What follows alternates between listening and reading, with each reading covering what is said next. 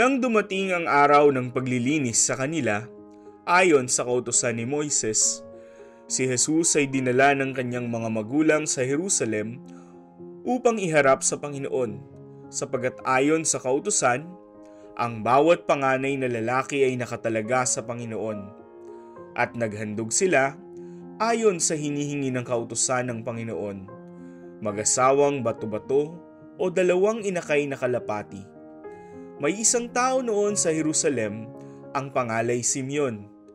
Matapat at malapit sa Diyos ang lalaking ito, at naghihintay sa katubusan ng Israel. Sumasa kanya ang Espiritu Santo na nagpahayag sa kanya na hindi siya mamamatay hanggat hindi niya nakikita ang Mesiyas na ipinangako ng Panginoon. Sa patnubay ng Espiritu, pumasok siya sa templo, at nang dalhin doon ng kanyang mga magulang ang sanggol na si Jesus upang gawin ang hinihingi ng kautusan, siya'y kinalong ni Simeon.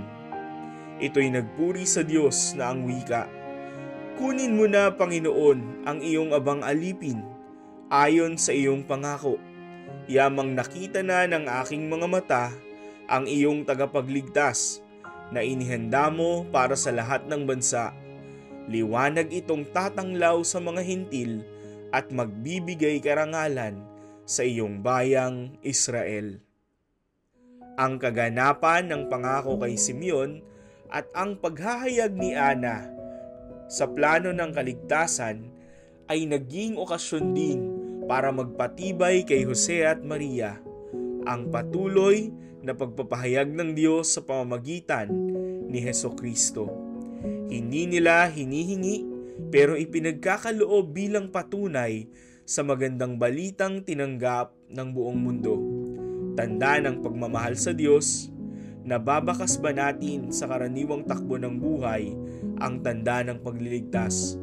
Buksan ang puso at isipan upang laging makita at maranasan ang dakilang kaloob mula sa Ama, si Jesus, ang ating manunubos.